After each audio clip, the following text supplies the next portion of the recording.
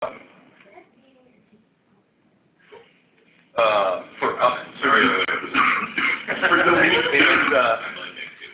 delete and create so those endpoints in the Staccato code base are working. The one thing I think we wanted to bring up that's a little different, or something I think is worth talking about, is that when you're sending multiple items to be ingested into a catalog, there are a couple different ways to do it. Right? You can do a collection. You can do just a simple array, or one of the things that we've supported and that I'm a big fan of is just streaming multiple items in a body that if you take the body as a whole, it's actually not a valid document, but it's like JSON-LD or something where you could actually just keep dropping items into that stream. And so we actually support that in the working code. I don't know if anybody wants to see Postman go back and forth. It's not really impressive, but it does work. And I think there's a potential for us, especially some of the use cases we were talking about with Harris, with large amounts of inserts, 5,000, 10,000 at a time.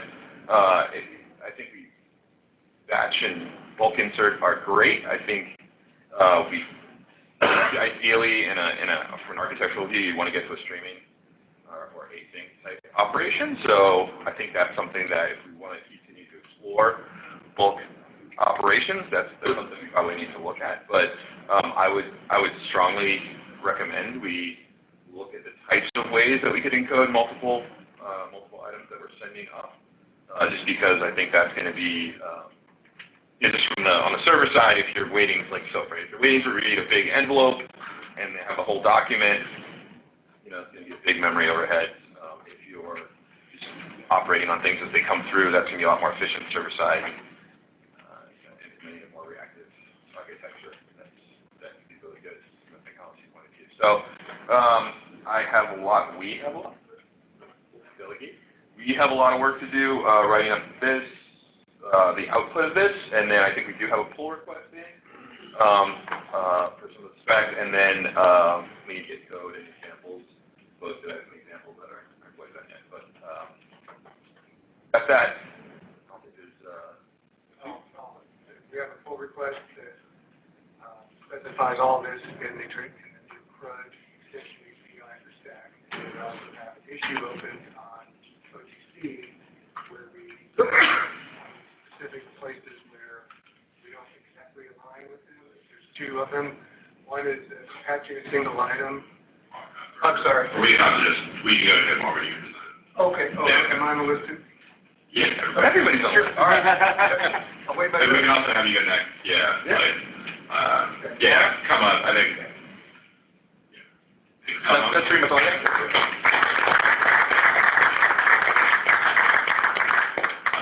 Before you do this, is there anybody else that is leaving early, either remote or in person?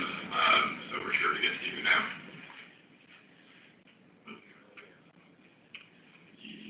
Yeah. 10 minutes. Yeah, you come up after one. Yeah.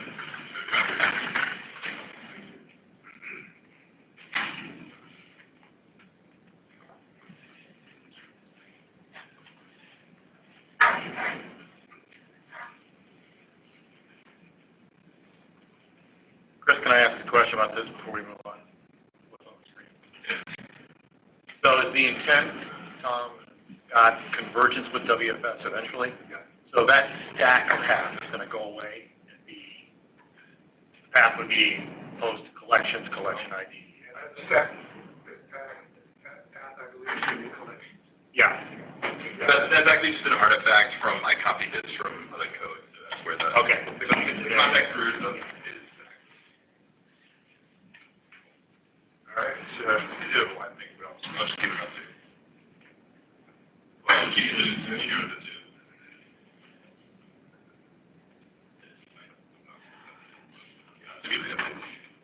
Yeah, so had a great time. Taking part in some of the discussions.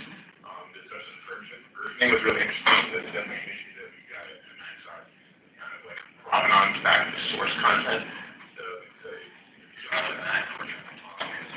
and then good discussion yesterday on the use of different extensions do, and the STAC extension, and how those are maturing, and then, which ones will be part of core and releases do you want, and which ones won't be. And then spend some time working on the beginnings of a Python client for our catalog API that is right now in our enterprise GitHub, but hope to be out there on just public GitHub later. The other stuff we're working on.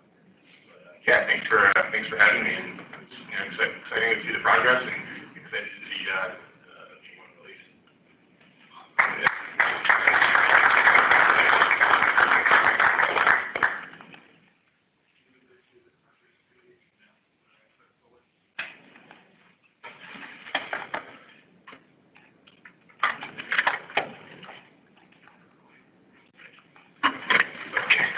Sure.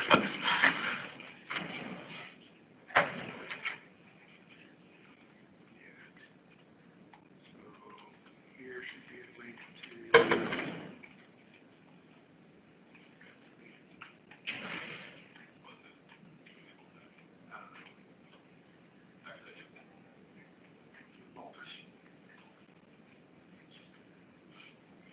Oh, no. Go to my OpenPR. Sorry.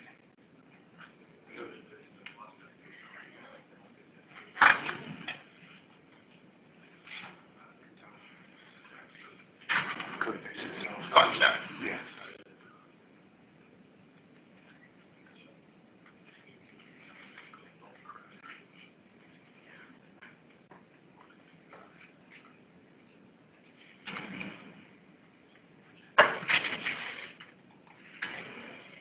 There it is. Yeah, it's a lot. So this is just following up on what Tom said. This is the open PR that expresses all the consensus that we came up with in our meeting on the first day. And then it's basically everything Tom described. And when I opened that PR, the first two comments were, which is how does this align with OGC's initial notes, what they call what they're looking forward to for transactions. And there's two main issues there. One is that 2 sprints ago, this group decided when you're patching a single item, we're going to use the JSON merge spec, which is basically you take a fragment of JSON and you merge it into the existing JSON to change it. The WFS initial notes go with the JSON patch specification, which basically is a list of instructions for how to change the document. It's way more complicated, but it's also way more powerful, and it's easier to roll back. But the good news is that, like Peter said before he left, they can both coexist, and especially since OGC folks are already contemplating separating simple from complex transactions. So we're kind of just staying on the simple side, where if there's no sequential rollback and we use the simple JSON merge spec. And that way we can align with them. And then the other, there were 2 issues. Oh yeah, and we already got another good comment there that at least one person on that side believes that's the way to go. And then there was question 2. I'm losing my place. Sorry. So whether we use merge or patch for HTTP patch was the first question, and then the second one was we want to add some bulk post and delete to the items endpoint. And when I talked with Peter about that, he was totally open to that as well, because it doesn't affect their transactions endpoint that they envision for doing all their complex transactions. So it's looking like we can get what we want, and we can align it with exactly what OGC wants.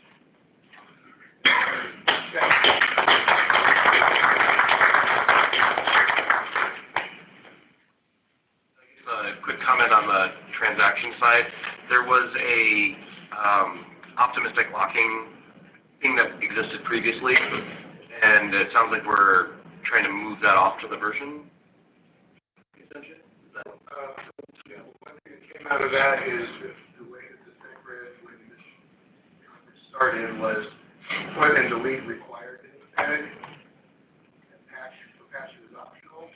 Now it's optional everywhere, it's just whether the vendor cares about us listed locking or not. And the tag really is a stack item version number.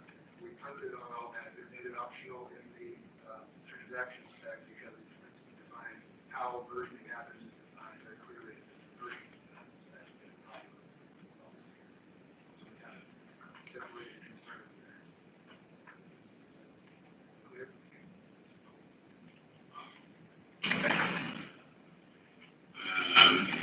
Cool, so I'm just gonna start to go through this, and it looks like you're first. And then I think you can talk through all your things, you don't have to wait till I get to later into the document.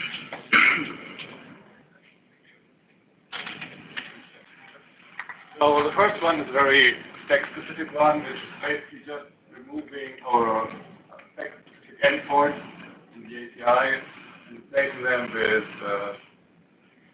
more OAS-compliant ones. So the first one is /stack, which was actually an entry point for the API, and that's now merged with /, which is the landing page for OAS as well. So it's basically adding some additional fields, and then you can explore from there the additional collections that are there in the item. And then there is /stack/search, which we discussed with OAF and agreed to have /search, which is at the moment only a rename of /stack/search, and has the same query parameters as before. And if OAF query evolves, we will likely change that to align with them. But for now, it's /search here, and has the same semantics than before, just removing the tag from the endpoint name. The idea is we're gonna make /search a proposal for Cross-selection search, and that should work across stack and across OAF.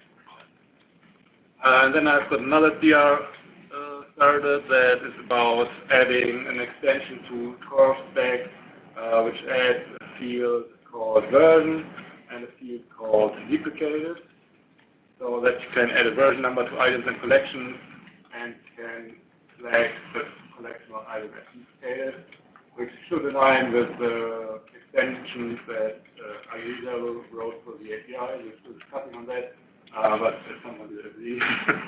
So, exactly. And that removes collection also from, that removes the version field from collection, making it a bit slider. Awesome.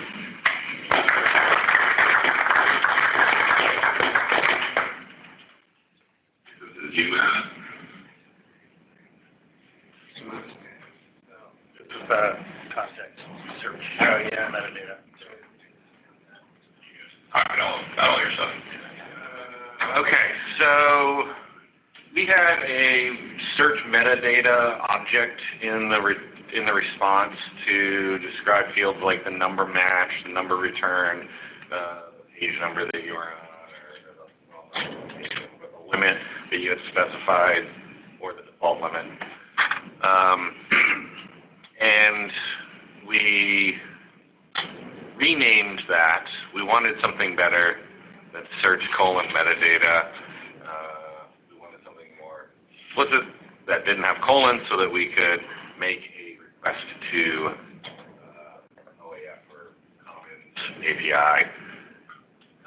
And so we changed that to context. At the same time, so this is an extension, so the response would include this object showing the returned, match, and the limit. Down the road, it could potentially include other search-related metadata.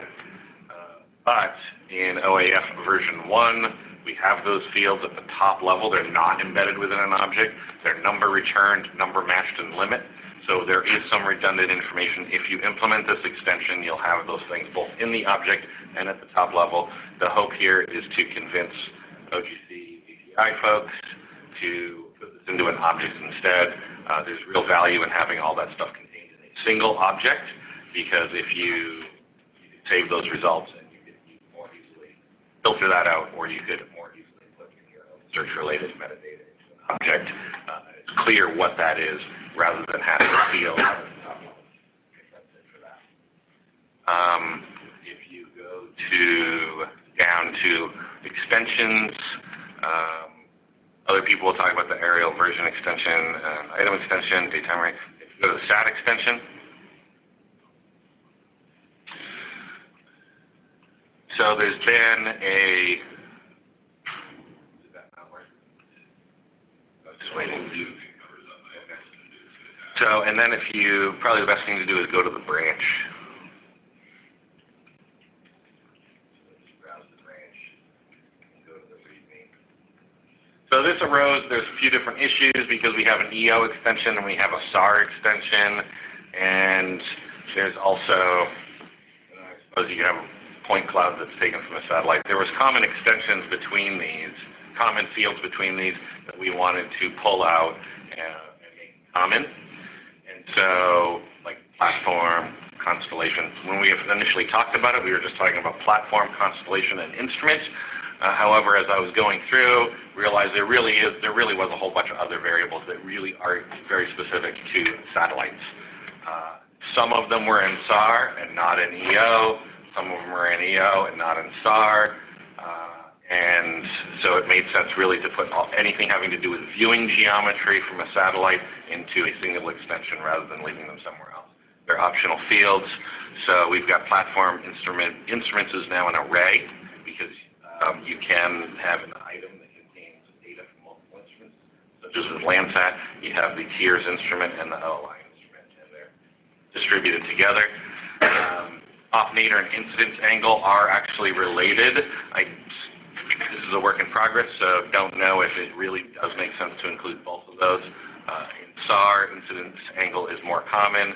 In EO, off-nadir is more common, but it's just the sum of them is 90 degrees, maybe. Azimuth angle isn't really used in SAR.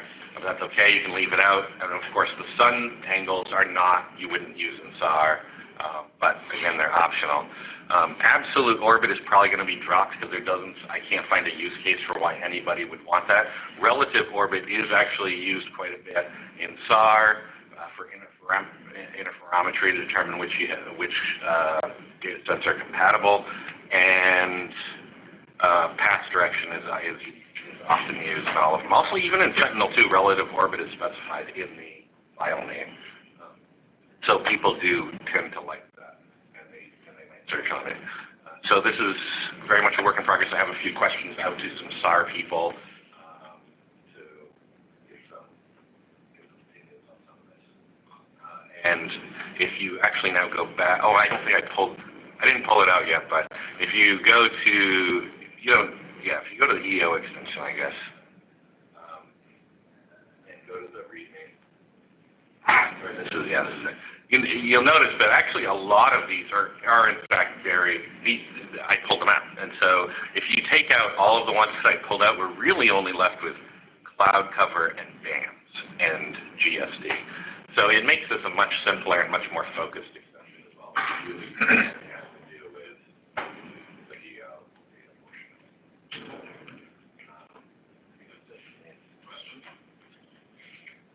We're going to remove the colons and the names of those fields? For SAT, yes.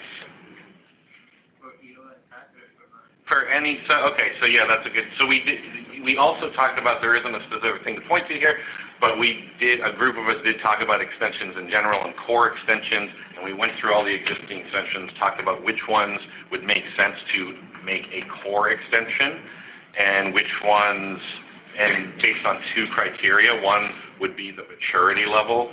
So when we release a 1.0, a core extension would have to, first off, be stable. That means there's multiple implementations of it, and also that it's a general enough it's applicable to a wide enough audience that it feels like it should be in core. That's sort of a value judgment, but we don't want to put core extensions in where it's like going to be used by a few people. And so the thought right now, the current thinking is that any core extensions would not have prefixes.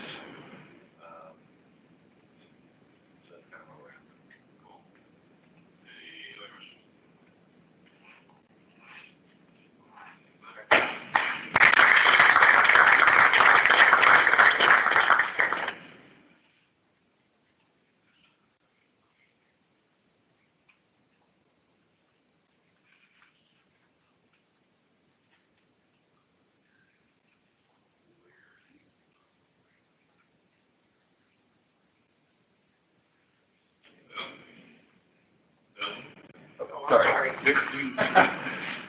You're talking about colon.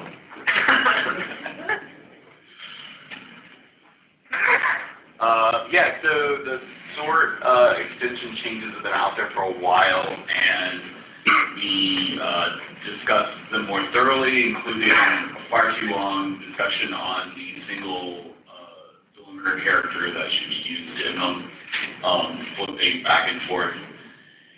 The major changes in this are the parameter is going to be sort by instead of sort to conform to some of the OGC sort behaviors, and we introduced a get style syntax that is not JSON based, as the previous one defined, and that it is simply a comment separated list of attribute names, pipe character, and then a mandatory direction, and then also clarify that the direction is mandatory in the JSON scene also. So those are I think those are all of the changes that went into this TR. Questions? So for sort by, we now have a kind of a not JSON syntax get, but for every other parameter on get, we still have to use a JSON. We're working, the field. Yeah.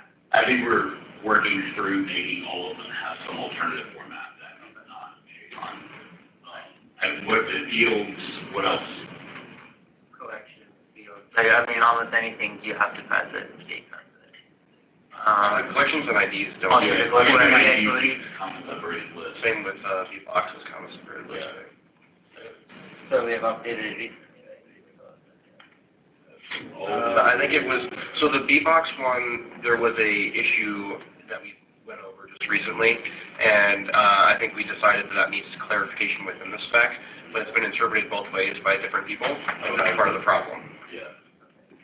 And then how about the query part of it?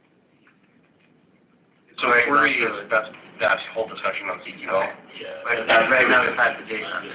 Yeah, I mean, right now, the query, I think the way it's defined is that the only query languages are like custom JSON-based language that was, intended to be like really simple to have something, but that is, I mean, I get the consensus from this meeting that is, something that we're going to deprecate pretty soon and move to the new JSON format or whatever else. The main thing is we want to make sure there's that simple thing that we get out of that, we're having, it's the deprecated. I think the CQL stuff is still enough in progress that there was not a decision made this sprint. We've had a lot of discussion about it, and that sort of conformance class thing that was referred to earlier is going to be really important. So I think at like a bare minimum, we'll probably say something like you need all the comparison operators but nothing else. That kind of a thing for CQL support, and that would replace our current almost one-to-one, that like would replace our current stuff. And then, field is the next one, where field is currently defined to only have the JSON format, so we'll rewrite the field to be in a similar way to this, where field has an alternative simple string format. Tom? No. Quick question. On the sort by for get, you see we typically got a colon between the sort property and the sort order. I'm just wondering what the rationale was for reverse of the 5 thing. Yeah, so I made this change to colon, and then we changed it back. One reason being that we have colons all over the place in our prefix names, which we discussed not doing going forward. It would be up to the extension to define names that they felt were unique, and they could informally prefix them by just saying, like, the name of the thing is e_foobar, but not requiring that a colonized prefix was on that. And then the second thing was that the specific standard, as you pointed to, wasn't really seen as necessarily where, OGC is going to continue to adopt that syntax. And so we decided that we needed to do something, and that this felt like the better balance between possibly confusing parsers and having issues with having the delimiter be a core JSON syntax piece. Like we wouldn't use a curly brace or something like that in names of things. So we've seen as using like a comma, okay, but well understood.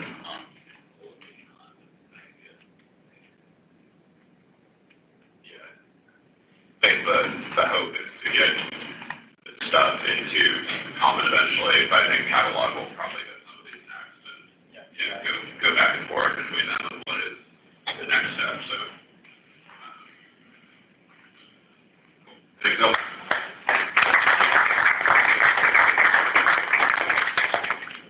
So as part of the query work, we had broken down into a few things. The filter kind of went to a different group, and then we split up for the sorting and talking about how to do paging. So the current spec, there were a few things that we were not totally sure on, like inside the search metadata, we were returning an X key, and it was required that you use that X key in the URL when going to the next page as part of like a query parameter. And it was also in the link section with the rel of next, and so we kind of recognized that there was it wasn't consistent, and there was a chance for someone to get confused on which one do I use and why. And there was also the interest in aligning with OAF.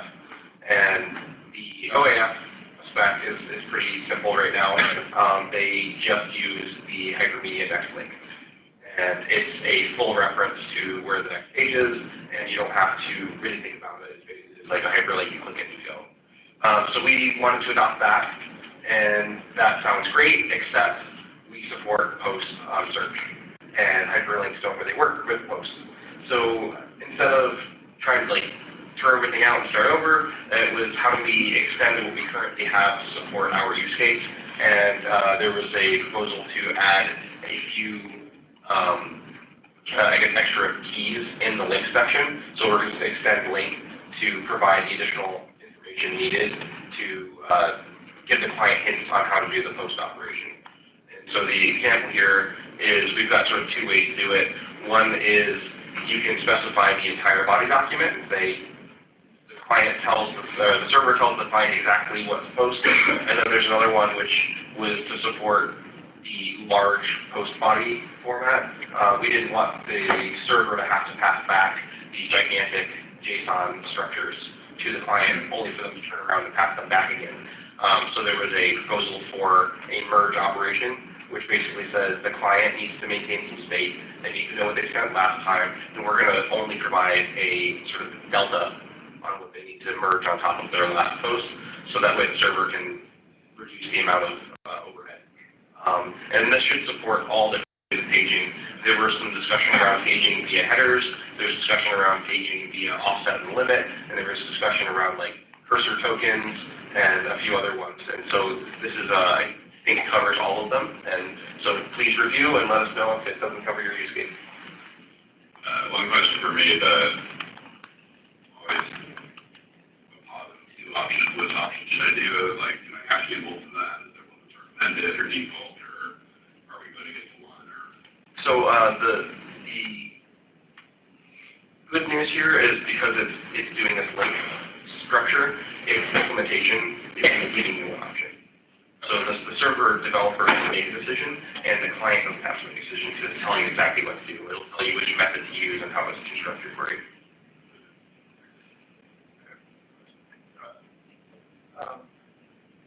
As a client, how do I know if I'm supposed to invoke a post versus get the existence of the body? Scott asked, how does the client see know if he's supposed to invoke get for post? I wrote that this morning. This example needs to be updated. There's a key called method. Yeah, I was wondering about the two different options too, like,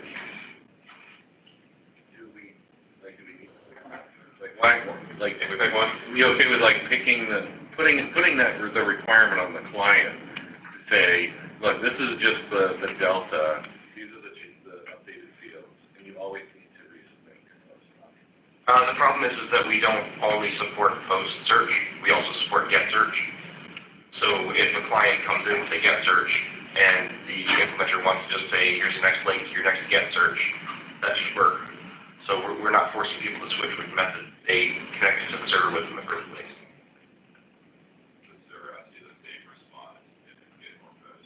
That's the recommendation, because the link section tells you which one you could do, the implementer could theoretically redirect you. I would recommend, best practices, let's try and maintain consistency with how the client is communicating. I think lots of progress. It's already around all the things. There's a way to guide water, not have two options. I'll open it up here and fix the example.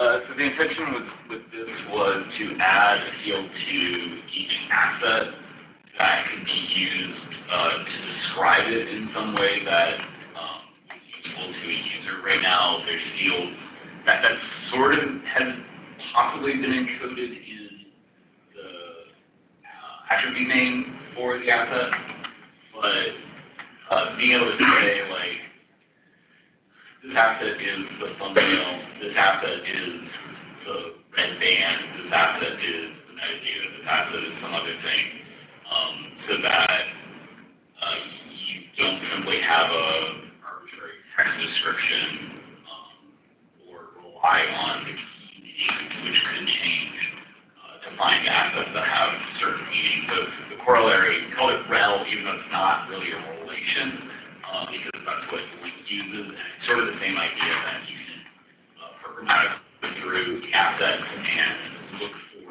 a well-known rel name and then pull that out and use it in some way, without having to know exactly what the description of it was, the name of it was, an arbitrary key that was in the dictionary.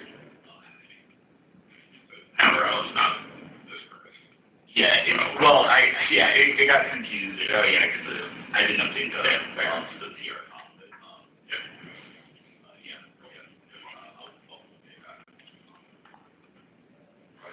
Yes. All right, so you changed it to rel. Yeah. Yeah, because we were reviewing it and we thought, purpose is not a great name. Yeah, I thought that was, my understanding when we were having the discussion is that it was like rel. Yeah, well, it's the same thing. So we looked through the INA rel types to see if any were relevant for this, and none of them are relevant for this use. Yeah. And so I kind of think we need something else, but we couldn't come up with something. Yeah, right. Like I thought purpose. Somebody mentioned archetype. Yeah, I think that was Matthias. He loves art. Well, no, I think it wasn't.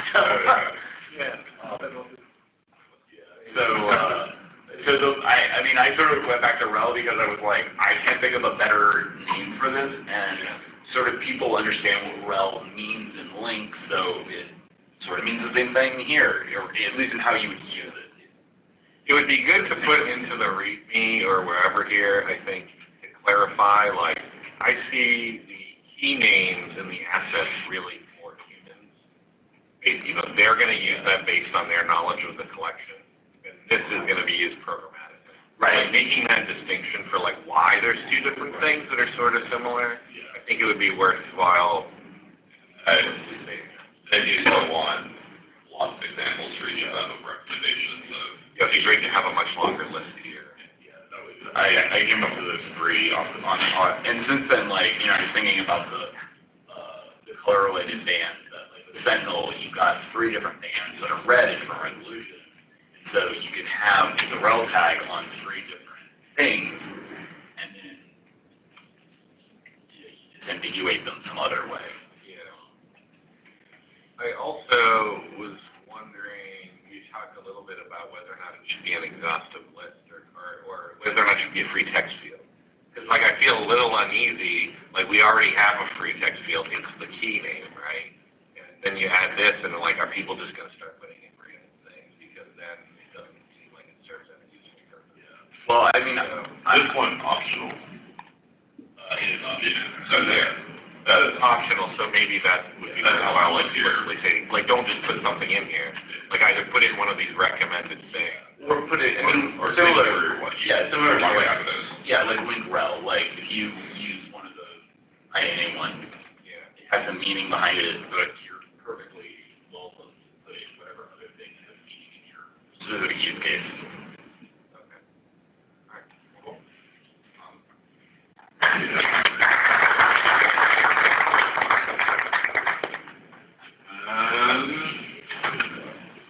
Aerial extension. Yeah.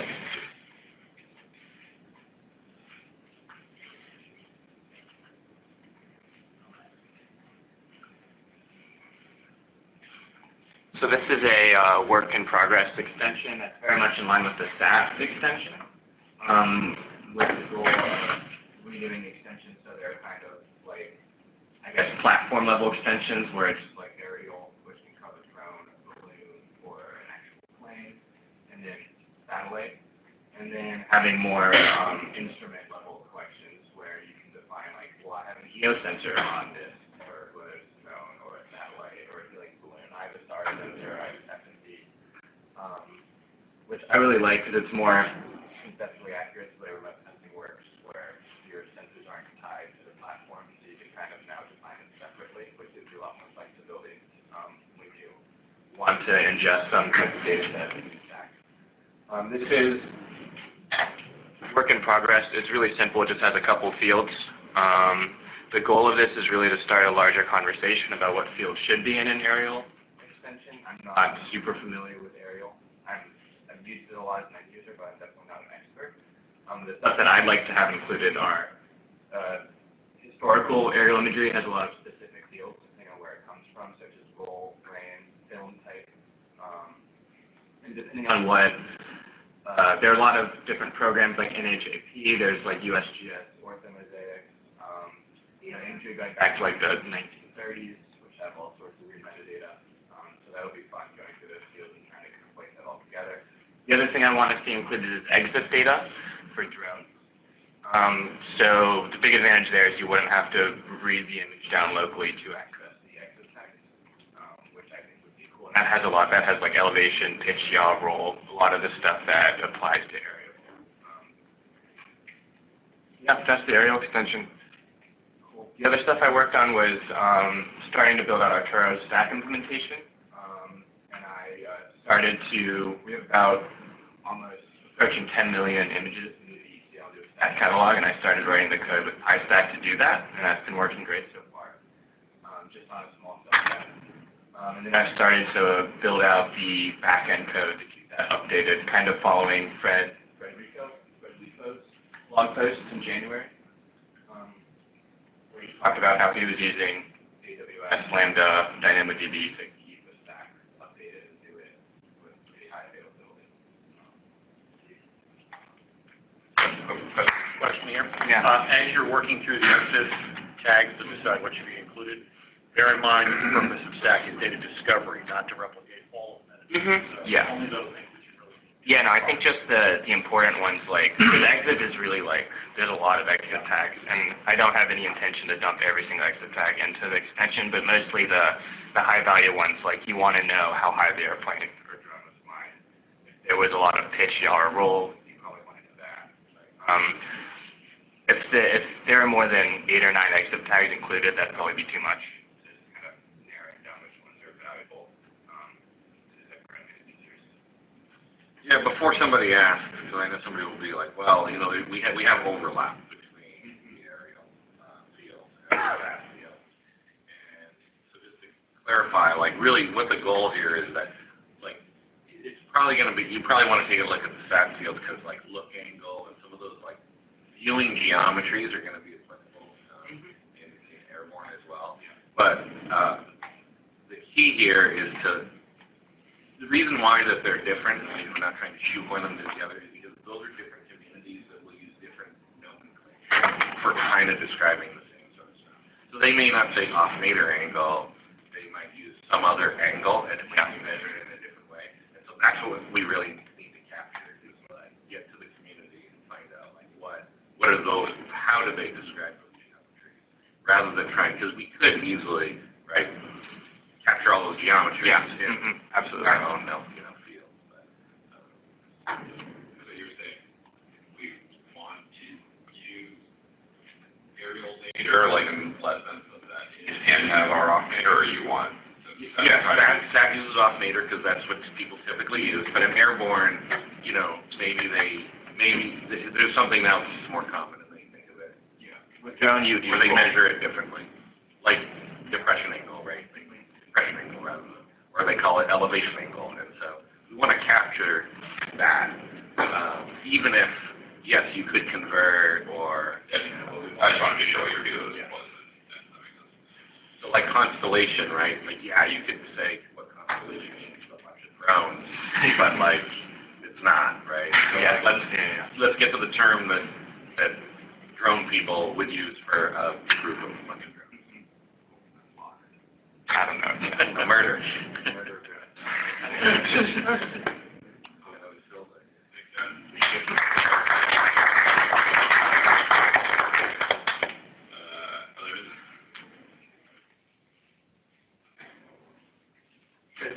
The PR for the version extension for the API side of things.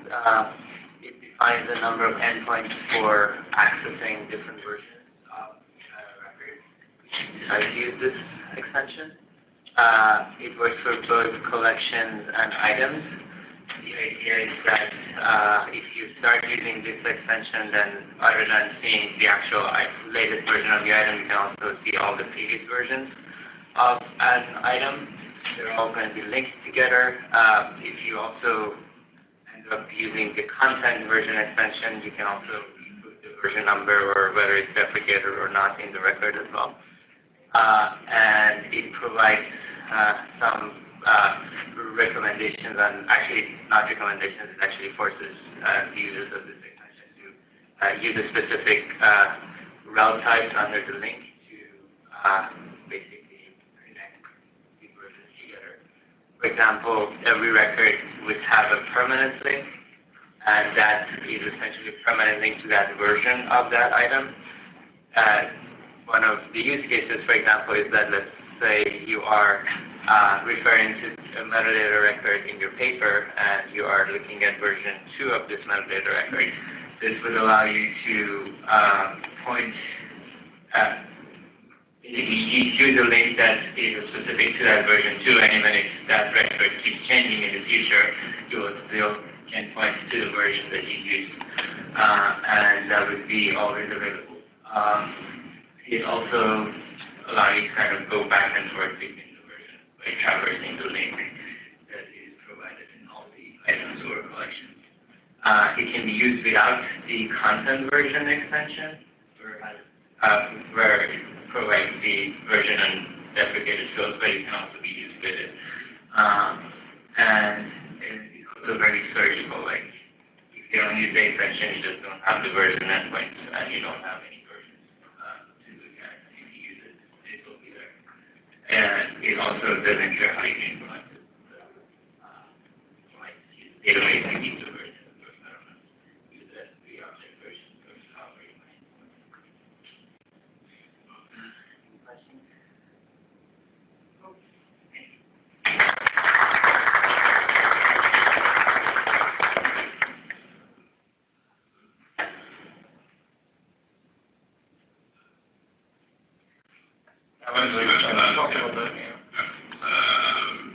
It's hemorrhage.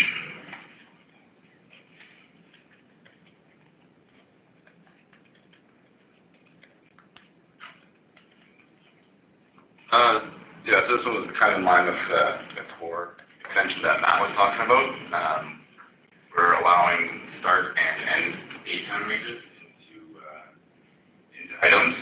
Use case for this is something like Moses' 16-day NDVI product. You can have the for the center of it. You can also define the beginning and end.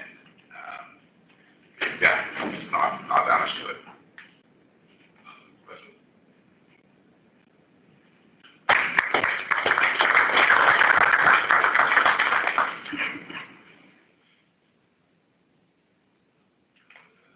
Static extension not dead. Update maturity level.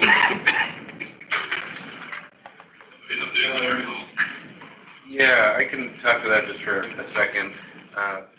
Phil put in the PR, it was based on our discussion, we went through all of the extensions to determine what their level was based on our maturity level. So like you have a proposal, and then you have a pilot, and then you have candidate, and then stable, and it's kind of based on implementation. And then when we were reviewing the PR, we realized that in a lot of cases, the number of implementations is sort of been determined ad hoc. It's like, oh, yeah, so-and-so has an implementation. All right, that counts. So what we want to do instead is for every extension, there's an implementations block, and we want to be more explicit. When we get to version 1, in order to be stable, we need 3 implementations for each extension. And if it doesn't have it, it can't make it as the core. And they could be private, and that's okay, but we still want, the organization that's doing it, perhaps a contact info, along with an example. So it doesn't have to be public, but we want a list of what those implementations are. So if anybody has implementations for an extension, please put them in. It'll help us really determine what those maturity levels are. Cool. Yeah. Like the example, what do you mean? Yeah, Yeah, so just like an item example that uses the extension, like a metadata record, you can scrub out things that aren't relevant maybe. and does that need to be in the PR, or like, you could someone in the thing is very detailed? I don't know, I haven't really thought about it. That. I mean, there's an example folder in every extension. So maybe that's good. Yeah. Put the snippet in there, and then link to it, under implementations, link to that. So. Yeah, I think a lot of that is Meadow Client, but yeah, there's a lot of changes with extensions, and we're going to kind of put them all in. I can talk my one thing is cool, but yeah, I think we have a plan for maturity dates, and then, we're kind of grandfathering some of it. We think they'll likely be stable enough in core, but we can also remove that if they really don't take off and fit. Cool. All right, let's shift to implementation. How this list was regular. You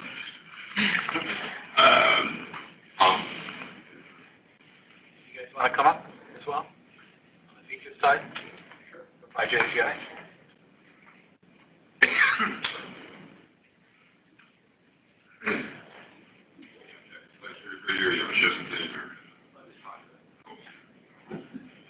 So some updates on Hydro API. I'll talk a little bit to the STAC support and OGC API catalog.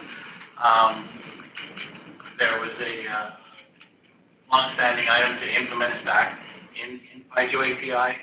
So basically look at the concept of what a STAC backend would be in Hydro API. So we implemented that in the configuration.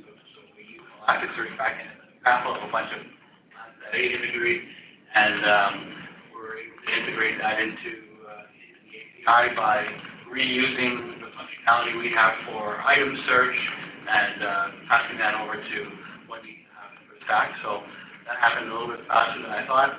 There's a pull request there, and hopefully on the flight or in the next couple of weeks we'll have that in master.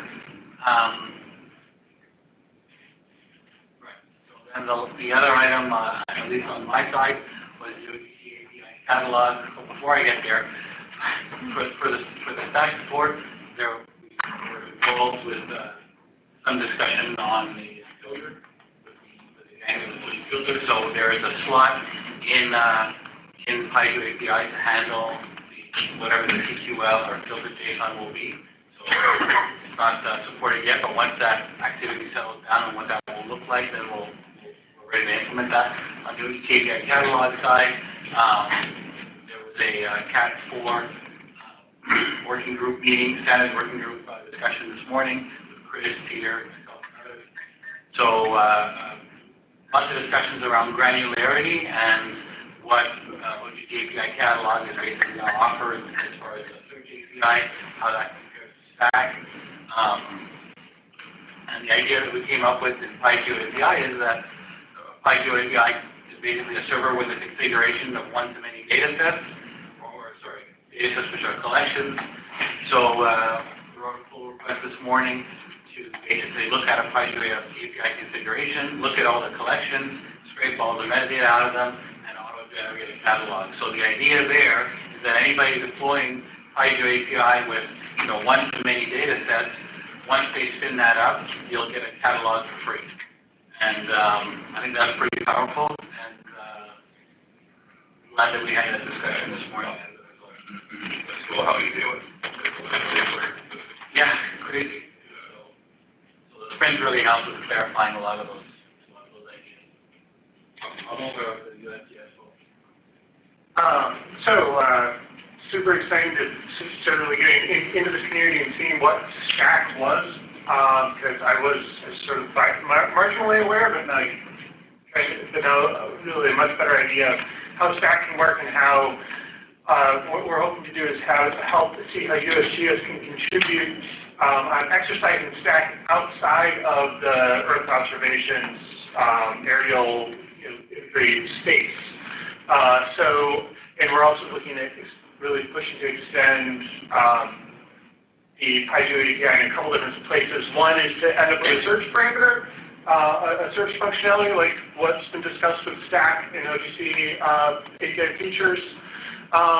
Exploring having many-to-many features in collection. So a feature could be in more than one collection. And Mary is actually working on that right now. Yeah, I wish I had something to show you all, but my computer went belly up yesterday, and I can't actually make a pull request. So we're really close. We're making progress. Yeah. I lost a few hours. And yeah, maturing the PostGIS connection for PyGeo API in a number of different dimensions. Talking about the ability to, so collections are sort of a really important concept for us, and wanting to be able to describe collections in a more sophisticated way or more organization-specific ways. So the idea of sort of maybe adding a properties concept to a collection is something I've kicked out there. And also the idea of grouping related collections together. That was proposed as themes of collections, which was in the WFS 3 engineering report. And so maybe getting around the sort of weird idea of collections, instead adding that concept of themes. So a lot of good things happening. One of the lines, I met Renee, which is awesome. We're in the same organization. Maybe we should work together. We're going to try to figure out ways that Water Mission Area and ARIS and Landsat can be actually integrating our data systems in ways via STAC. And right now it's a link. We haven't figured out how to make our weird, in theory, public code repository public, but we're going to get there. Questions? Yeah, so in STAC, right, you can have properties at the collection level to group together these common properties. Yep. So have you thought about how this works for search? This is not straightforward. This is complicated. It is. Because how do you search? You want to search on some field, but it's actually at the collection level. It's not in your item. You want to return that item. And so, how would that work here? So in SAT API, we actually ended up just hunting that whole issue, and when you ingest, we merge the collection properties in with the item. So what's returned is actually redundant information. It is, and it's valid, right? That's fine. And it sounds cool that it would be good as an option to be able to have a user do that, but it'd also be nice to not necessarily have to do it. Sean solved the problem by actually having like collection properties stored separately, so it's still denormalized, so it's better searching, but then they're not returned. So like, Yeah, I'm not sure yet. We're gonna have to find out how that, we'll have to think about what that means for search.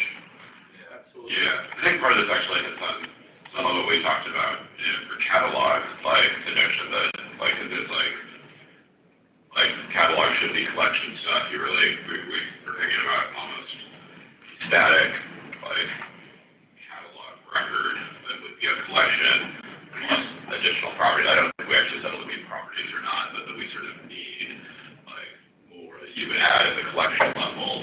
And there'd be, and basically, would be that core. But then I think it should be acceptable to say, hey, you want to put your metadata about your collection. Right. Here's how you do it. So. Collection level search. Yeah, I mean, you could either have a collection level search, you could say, hey, users want both, just present either items or collections. You know, there's a variety of different ways to do it. Cool. Yeah. Figure it out. No, it's good. Really.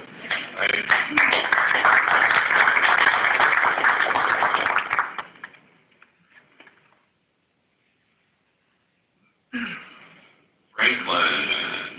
Yes. So Chris Brown is on for these invites anyway. We've achieved from the day one of the time. Well, I've released my share, Chris. All right, I'll grab it. All right. Okay, cool. Yeah, so a few of us at Xavier started working on a API implementation called Franklin. It's the first thing that I want to demo that we worked on, it's not listed here, is we uploaded a public label static catalog to ML Hub. So this is a catalog of water features over an AOI in Panama. There's two collections here. One is a collection of scenes, and one is a collection of the labels. So it's browsable. It was created using PyStack and an internal tool we have called STAC Packer for creating ML data sets. The water features are extracted from OSM data. It's split up into a bunch of cogs, and each cog is from a set of tiled from a set of Sentinel images to remove cloudy images. Let's find some labels. Here's a label. I don't think, so we might be able to put this in GeoJSON.io, I don't know.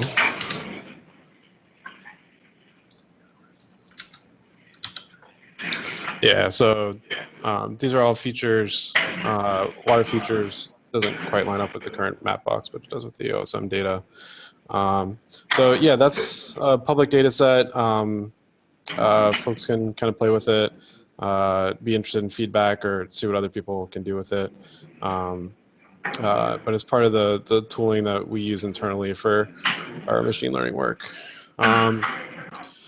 So next, we worked on a server, an OGC and STAC compliant server. We're calling it Franklin.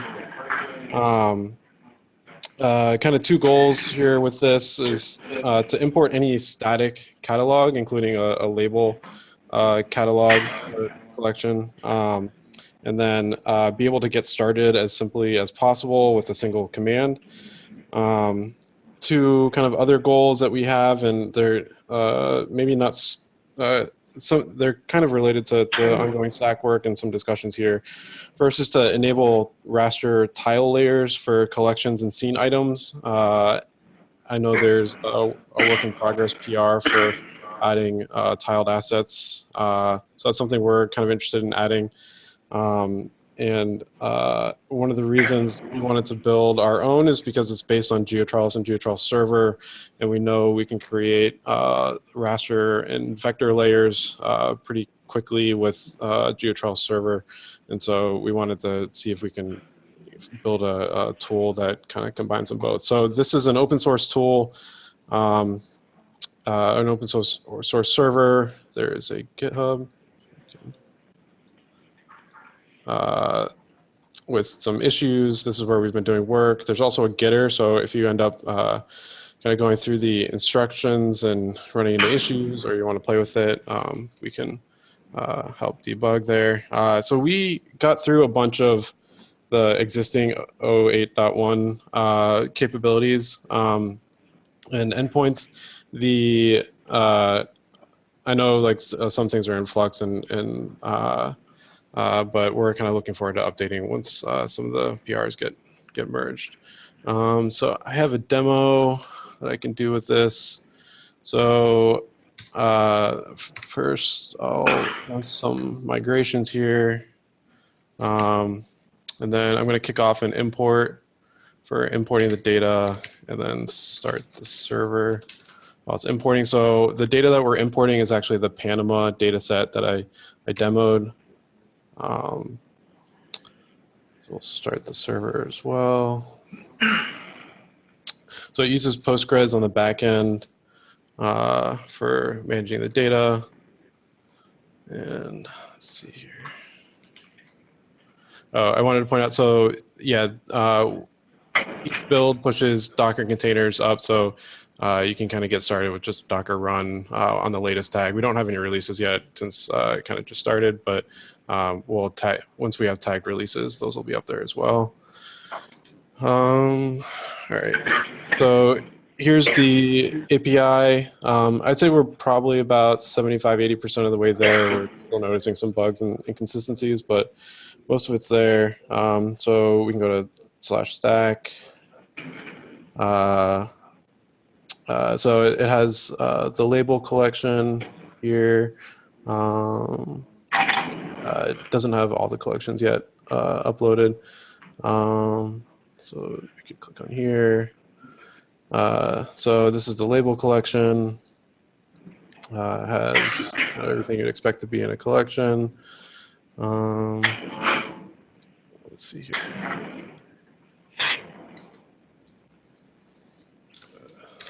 Items. So you can see all the items here, feature collection, kind of what you would expect. We build the docs in the server. Part of the framework that we're using, it gets created automatically. So our docs should be consistent and up to date with the actual API. We have the conformance page. But yeah, so we're pretty excited to kind of keep working on Franklin and start integrating it into some of the ML tools and other stuff that we've, that I think Aaron demoed at the happy hour. And a lot of the work that we've done so far has been focused on kind of static work and producing static label sets. And so this is kind of a continuation of that. Awesome. Looks super great. Questions? I'm curious if you've tried it against any of the clients yet, like OGR,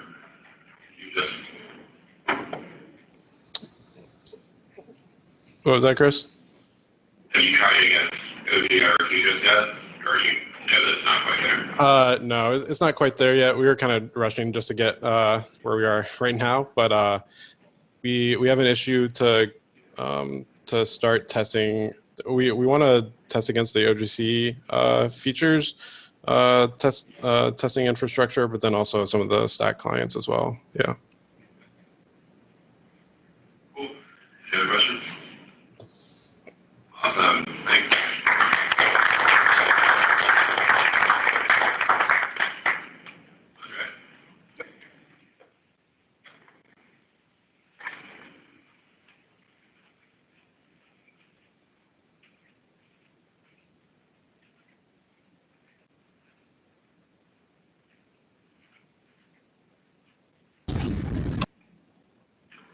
So yeah, besides working on the spec side, on filters and the list of properties and whatnot, I've also put together a implementation of the SQL extension for the Features API.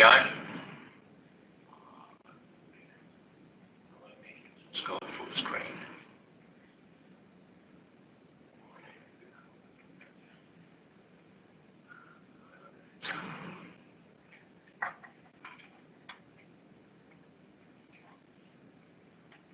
So yeah, the code is now integrated in GeoServer. In GeoServer there is a community module for Features API. There is a bunch of community modules for various APIs, not just features. There is also tiles, there's images, there's styles, there's a checkpoint API to get the change between the latest access to the server and so on.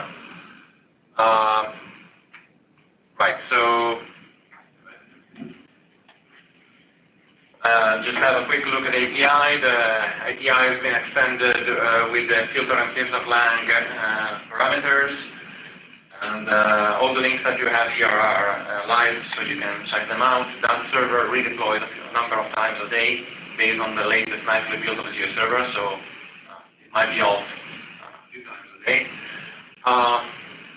I've extended the conformance class with this X SQL text, which is meant to be a placeholder for a conformance class for the SQL text representation, because that's what I implemented. The JSON ones are still a bit in the air, so I didn't want to use time to implement something that wasn't finalized yet. In order to list the features, the properties that are queryable, I've implemented a queryable source. It's not what we discussed during the sprint, but again, that part is still floating in the air. So I went for what we did in testbed 15, which Interactive Implement also implemented. This allowed Evan to test GDAL against two servers doing the same thing. What type of queryable? That's kind of interesting. So a queryable at the moment has an ID and a type, but what are the types? Again, I based the list on my testbed 15 implementation, but there need to be discussion here. So at the moment we have string, URI number, integer, date, time, boolean, and geometry. I actually had to add geometry because it wasn't part of the testbed 15 experience, because that was based on size only. But for example, for filtering, integer and number probably could be turning to 1 because you just want to stay operand is numeric, not to use it in calculations, for example. Or if it's a geometry, to use in spatial operand. So that list should probably be amended and probably reduced. This is an example of the output of queryable for a layer, so you get the list of attributes and their type as a JSON document. I worked on implementing a filter capabilities document, which sits at the root just below the landing page. User support, as usual, pretty much everything under the sun. So it has all the capabilities, which are the basic ones for logic, comparisons, spatial, temporal, but the problem is that we also have like a few hundred functions that you can use in SQL, and that generates a filter capabilities document that's over 3,000 lines. And I'm not even including everything because, for example, I have the sin function, which is a sin mathematical function, and I haven't even included the description of the argument. It's just name and type, but I also have the description. Could be useful, and it could be put in there. And in this perspective, I mean, you sort of have all of those. I mean, it would be a pity to throw them away, but it would also be interesting, in my opinion, to start shortlisting a few set of functions which are so common, so useful that are well known instead of, you know, going server by server and one has called it sin last, the other one must sin and whatnot. So it would be really nice to have some sort of standardization on very common function names and their behavior and their parameters and so on. So let's have a look at some of filtering. I have, you can use that live link if you want. This is the HTML representation of items. This is natural areas, populated places for 50 million. So you get this table, and this is everything. Here I added via SQL test mega city equals 1. Apparently there is such a field in the populated places. And well, it gives me back all the cities that are mega cities. Then I tried to find every city that starts with Bo. So we get Boston, Bogota, Porto, and so on. And I mixed it with a bounding box filter as well. So I have the SQL filter, which is just over the name. And then I separate the bounding box. They get ended.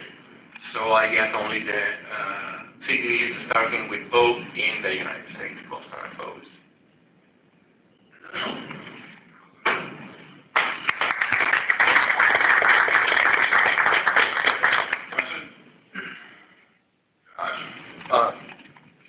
Is this only going to support OAF, or will it support like assets? At the moment, it's just OAF, but it's just a matter of getting the right contractor to make it support STAC. The usual stuff. View server is a project, not a product. There's no selling, licensing, and investing in it. When someone comes and asks for a feature to be implemented, we do. Awesome, thank you. Awesome. Thanks, Andrea. Good play. Thanks for coming. Thank you. Happy to be here.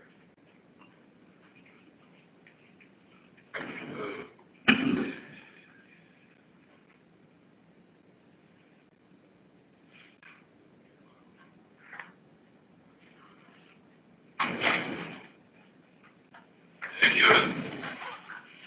Boris? First I broke a PyStack tutorial by moving some files around SpaceNet, so then I fixed it. And I did actually fix something else. And then I also made a STAC catalog for part of SpaceNet, which didn't really exist before. Cool. Thanks for doing all that.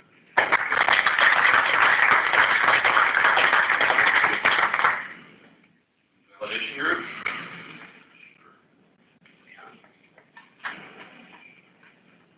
Yes, go. It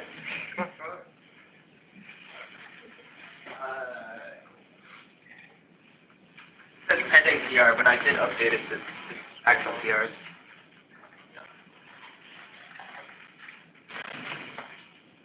Somebody overwrote my commit.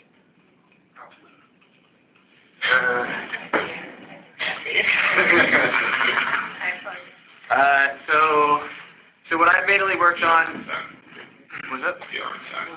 There's PR on STAC and there's PR on STAC spec. So what I mainly worked on was trying to get the examples in the STAC spec repo to be validated against the schemas that are in the STAC spec repo, so we can kind of just trust that the validation or that the examples are always valid and up to date.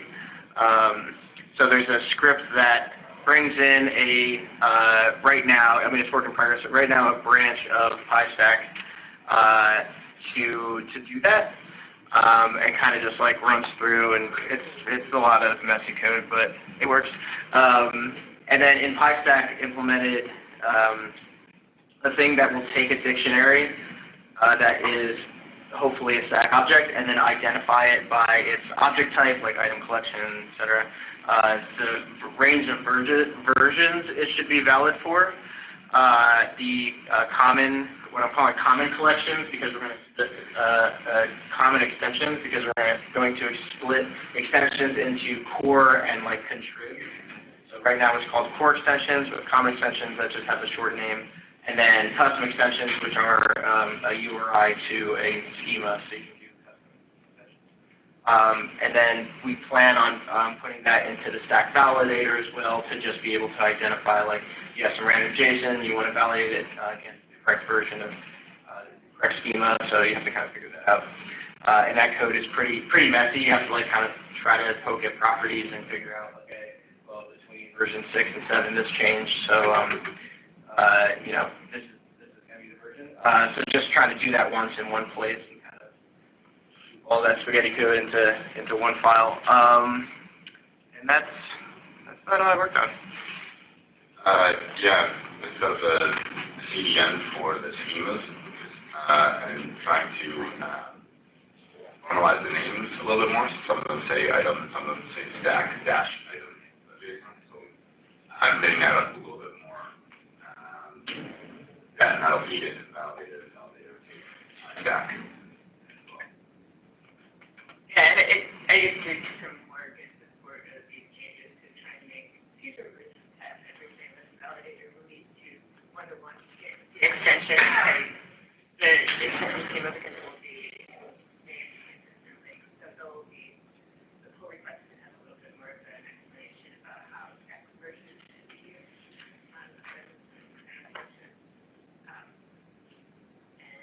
And then possibly renaming some of the files that you are working on.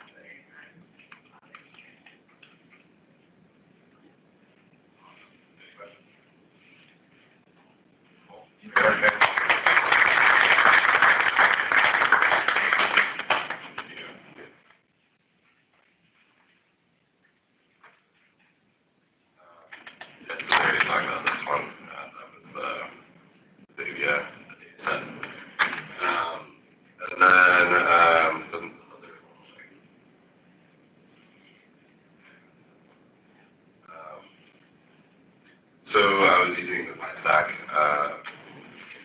library to generate a bunch of training data sets that we have. Those are up on our Vretanos STAC browser.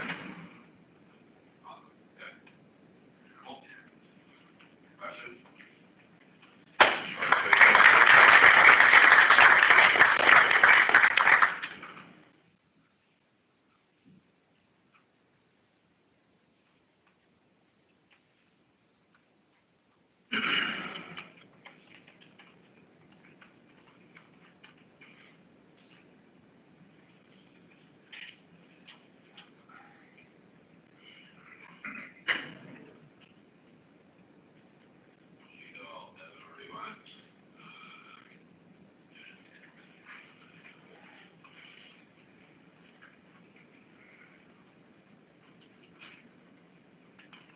Okay,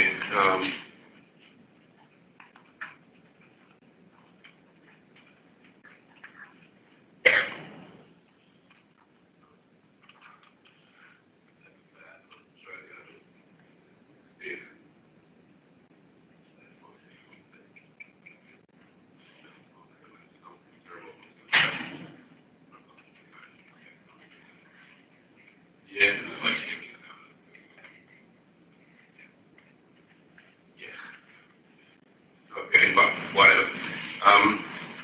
What I did was, I did basically the same things that I did to each server, to my server as well, but instead of going with the SQL text, I tested out the one that came up with the JSON user expressions and the one before that, the array version that SQL used.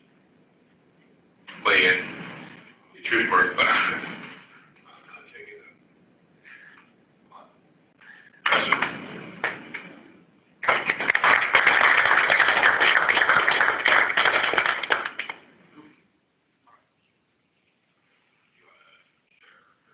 Yeah, I will do a live demo after my talk.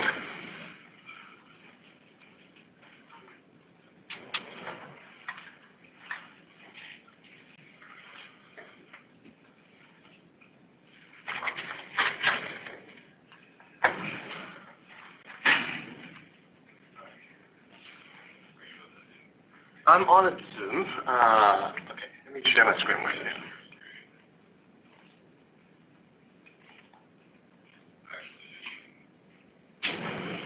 All right, over here. So for this today, I have been working on adding a support for the OGC API feature call spec into COOP. This COOP is a geospatial data ETL framework.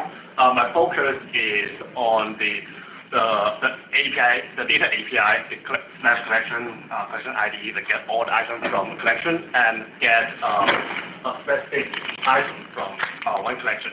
So I've been working on two things. First is a COOP provider plugin to read the features from a collection in a given host, and I also work on an output plugin that expose data set returned from any provider into a single collection service, which applies to the call spec. And then I found a small demo app that I'm going to show right now. Awesome.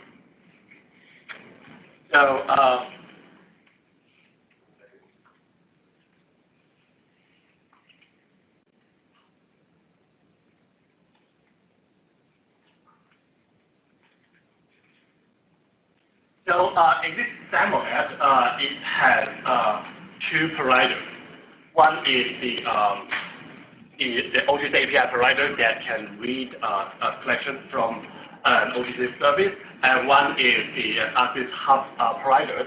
The Arctic Hub provider is a provider that fetch the data set from Arctic Hub. It is an open data platform from the Arctic, and then we have two output nodes here. One output is to export a data set into an OGC API. One is to export a data set as S3 geo service. So over here, I'm going to demo how to turn a data set from an Arctic Hub into an OGC service.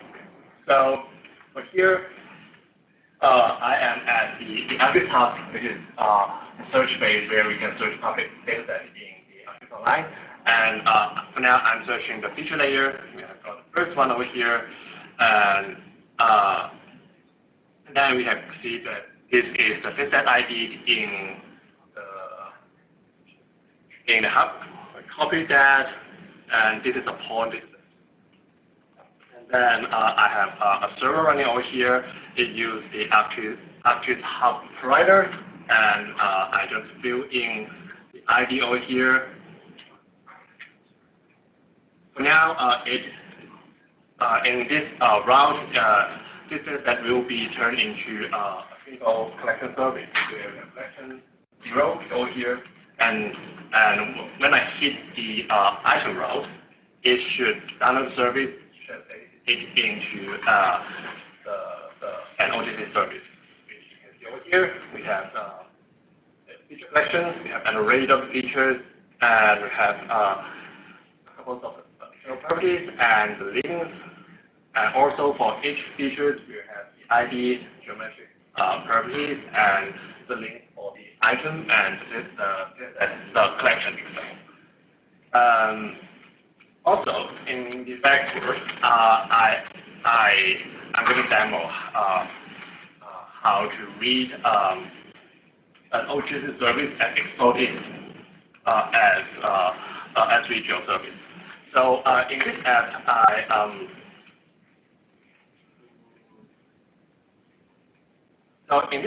I specify a host called GeoNet, which is geo.weather.gc.ca. This is an OGC API feature service, and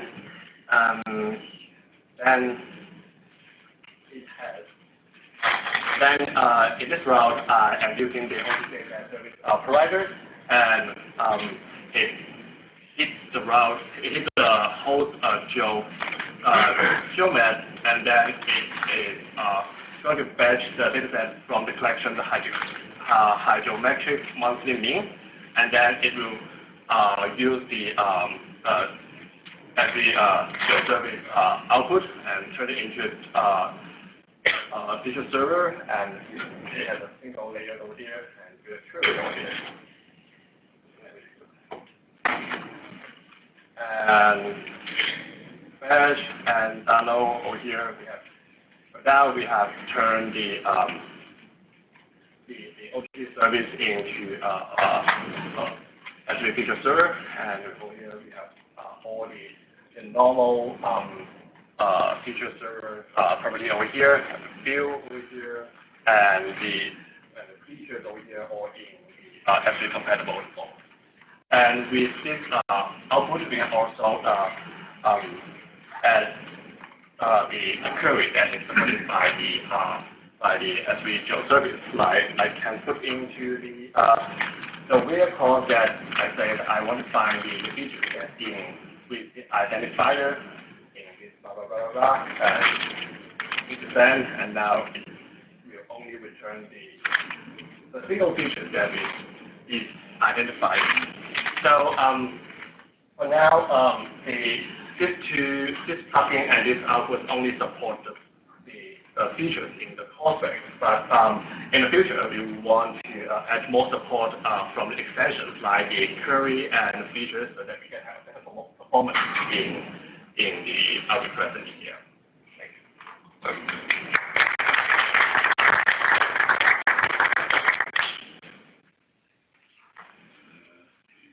Your share. Oh, sorry.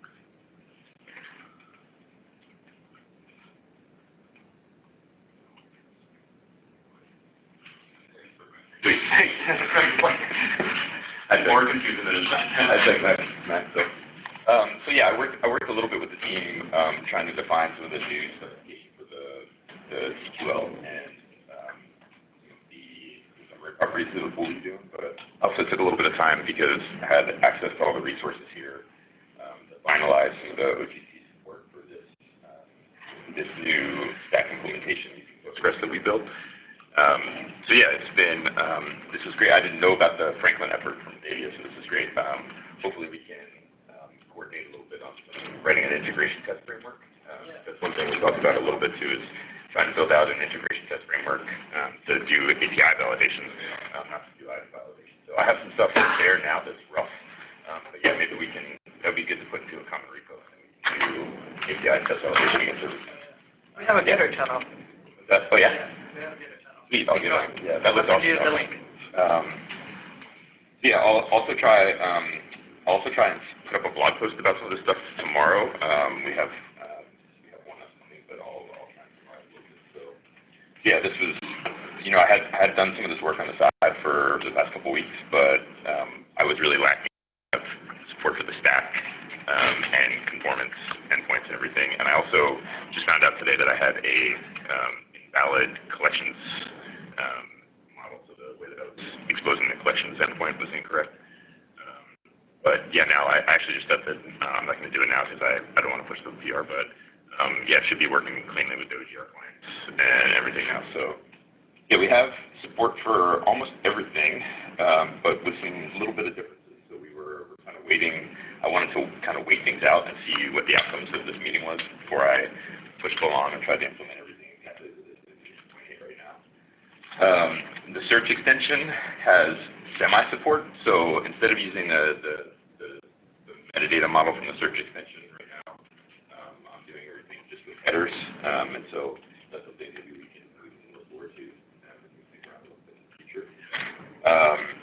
As far as transactions go, I'm supporting kind of all the bulk transaction operators that we talked about, but in a different way, and so this is really great to hear the stuff. I think it really informed me a lot, like what we'll do going forward.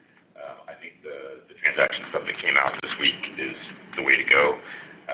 I think maybe we can have some discussions about how we expose this root endpoint so that we can have transactions across collections, rather than a per collection transaction.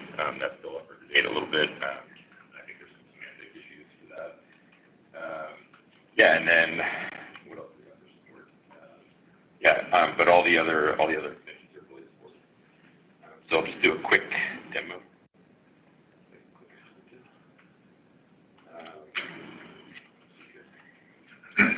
Yeah, I'll just submit a quick query to the bounding box. Do a demo. Yeah, so far, working pretty normally.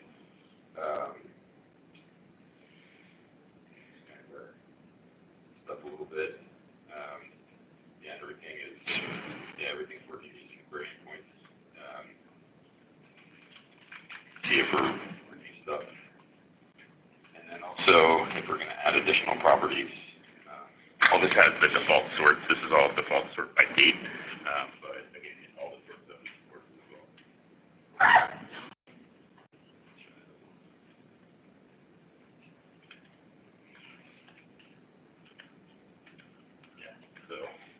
Multi-query parameters and everything as well.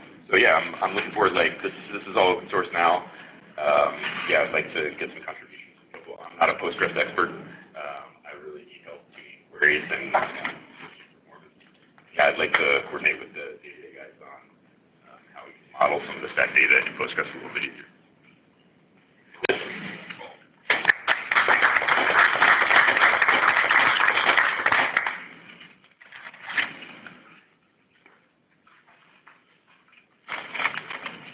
You just think of Alessandro, who said earlier, it looks like you got transactions and bunch of fixes in. Sam, do you want to? Yeah, I'll put some stuff in there.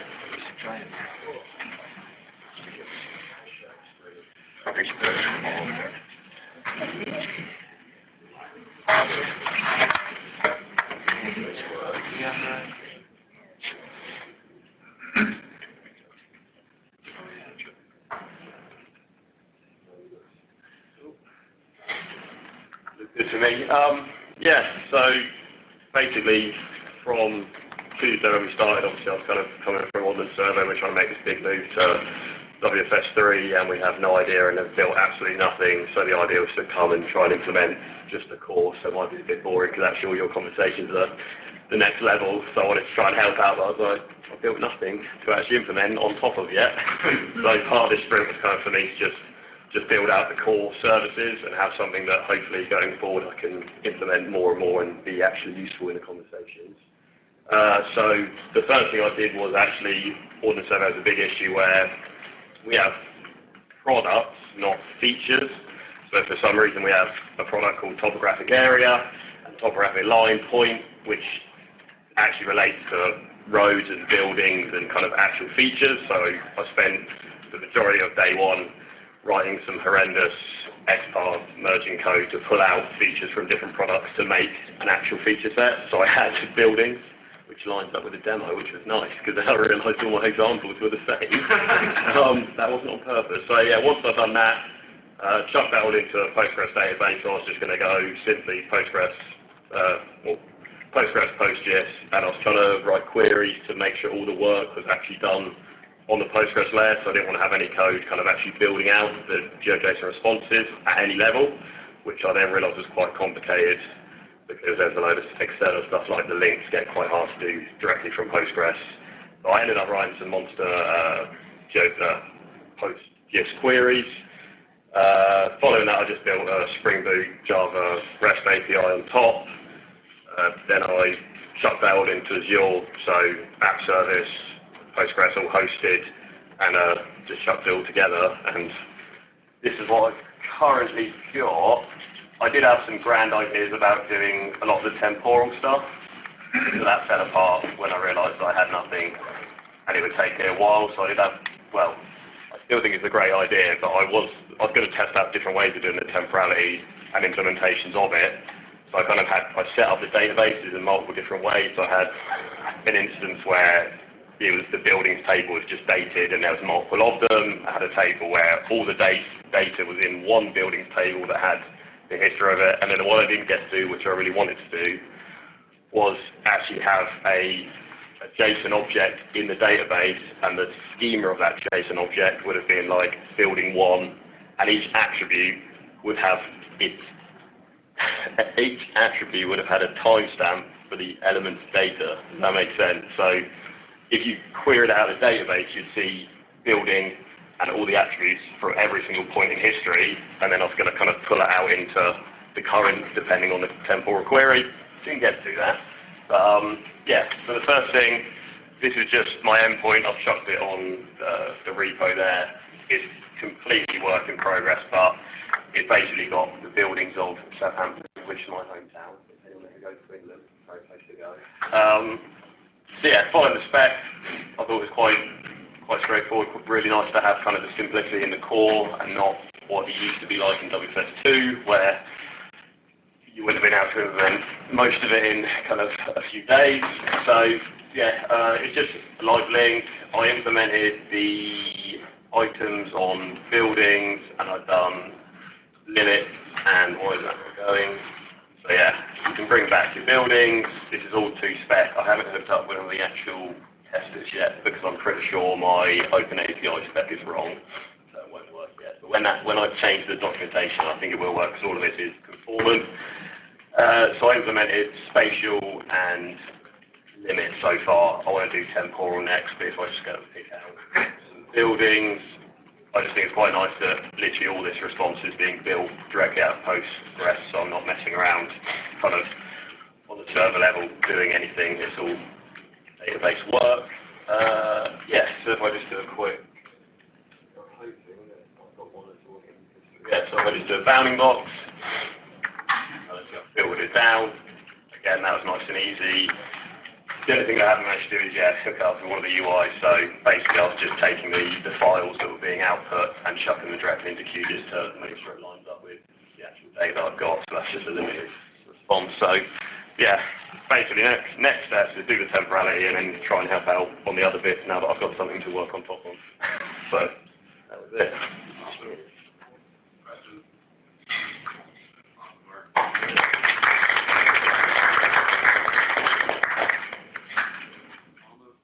Josh, do you have anything on it? Say or share? I think so. Kado is now fully open source on Planet Labs, GitHub.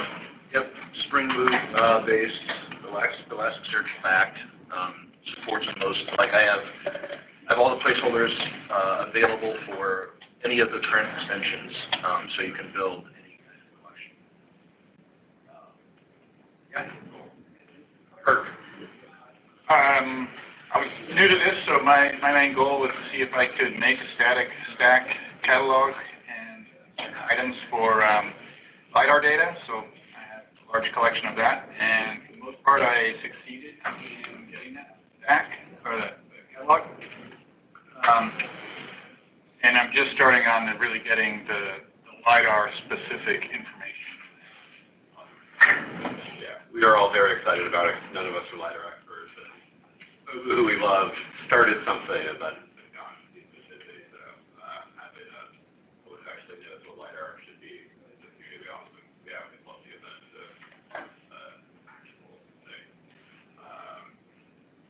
Cool. Anybody else that I missed? Yeah, I put one up there. I just wanted to put on a note about the new open data set for Modus NCD 43A4, 11A1, and 13. A1 is land surface temperature and vegetative index. So that's out in a public bucket now, and that is now,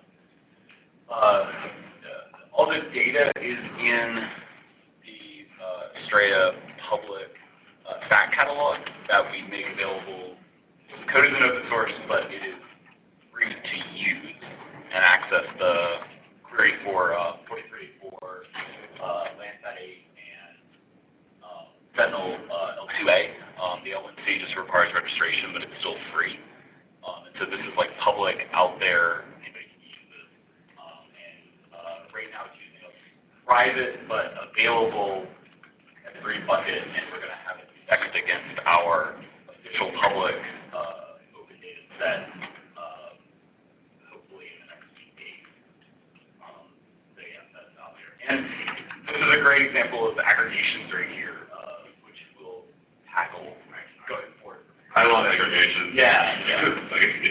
talk about them, but they are awesome, hopefully. They are, I would like, yeah, I will cover this is time Instagram and footprint Instagram, and, yeah.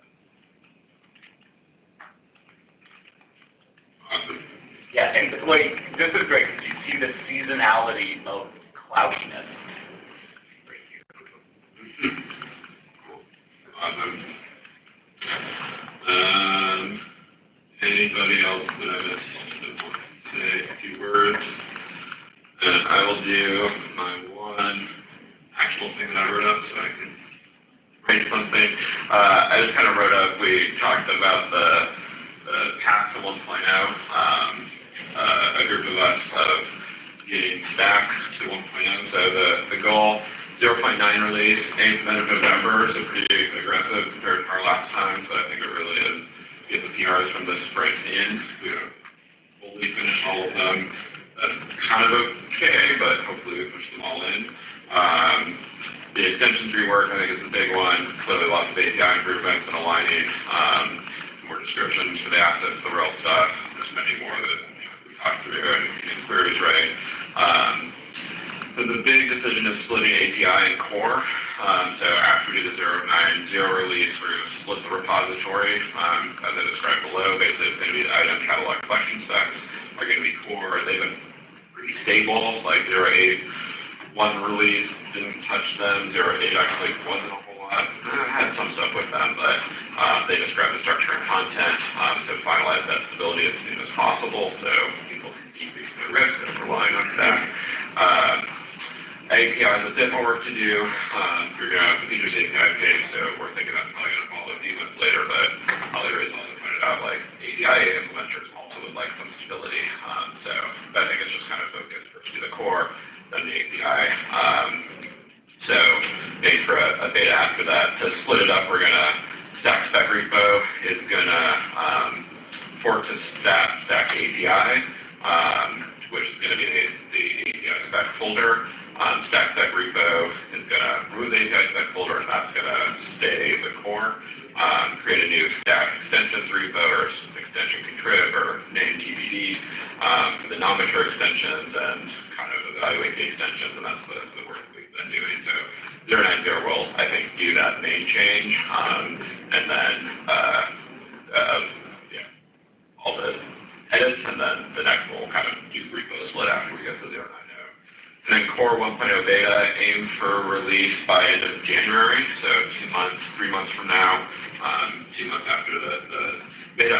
I think we're not thinking a whole lot happens here, but I think it will give us a bit more time to clean up stuff. So I don't think everything needs to be totally perfect for 0.9.0, but it needs to be good enough so we can flip these things.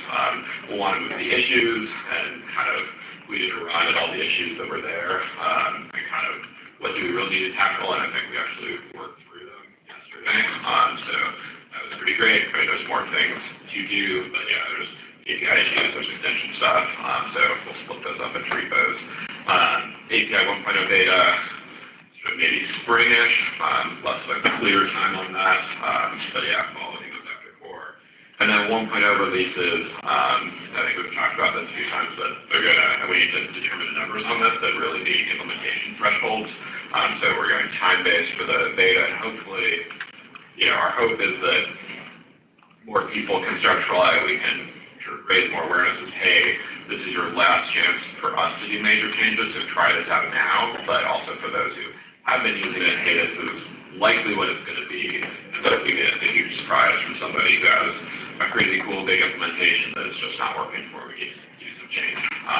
So beta lets us go with that, then we'll have a release candidate, and yeah, I think after 0.9.0 we'll discuss what are those thresholds. I threw out, something like billion public records, 25 different data sets represented, X number being published, modalities represented, second API will sort of count for the core, but probably going to have additional requirements for the API to go 1.0, and their versions will be sort of decoupled. We're going to use real semantic versioning to call out breaking changes, and then, yeah, basically the API is going to have a dependency on STAC core, and it's going to have a dependency on features API, so when either of those upgrade, it doesn't have to upgrade immediately, but to incorporate new things in, then we'll need to do an upgrade. So that's our plan. I think we all talked this through and felt pretty good about it. So pretty excited to walk out of here with that. So yeah, I think that wraps it up. Thanks everybody for sitting through a long session, but I think it was pretty awesome to see what everybody's accomplished in a mere really 2.5 days. Yeah, thanks everybody for working hard and coming out and hanging out. Thank you, Chris. You did a lot of work here.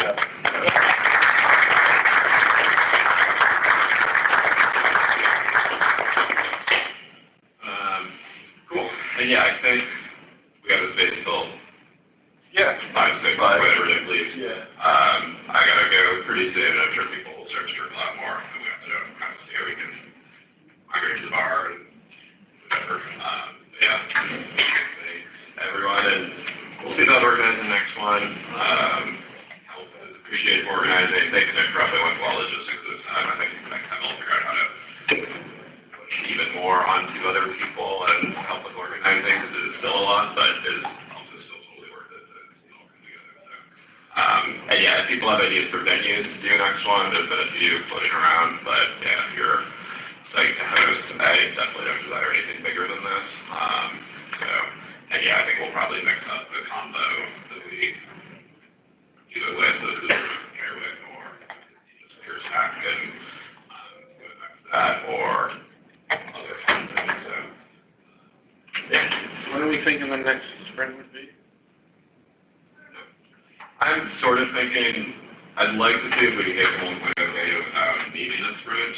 I think if we're struggling there, I'm really interested in calling like really or staff member sprint where we just sit down and get her done.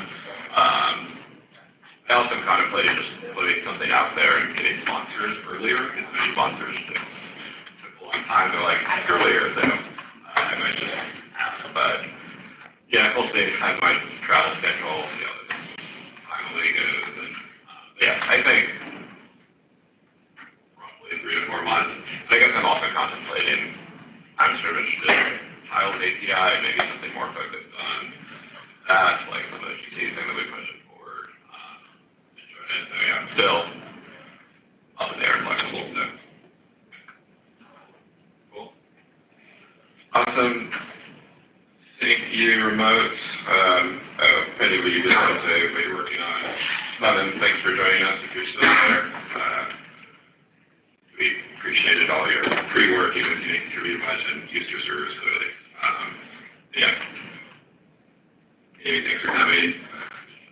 Here yesterday. James, awesome work. Angela, better as always. Thanks, everybody. Cool. We'll wrap it up and I will stop recording. Also, does anybody not want their thing shared if I post this? It's a lot, but I don't think many people are really going to look through all of it, but I think I will try to figure out how to post it, and I'll try to do some write-ups and whatnot. And then, I'm doing the best of this. I'll try to do a tweak to the sponsors to name them, and yeah, like retweeting or making your own tweets, name the sponsors is always appreciated, so the sponsor feels happy and potential sponsors can see that. So, yeah, I'll try to do that too. Awesome. Thanks everybody.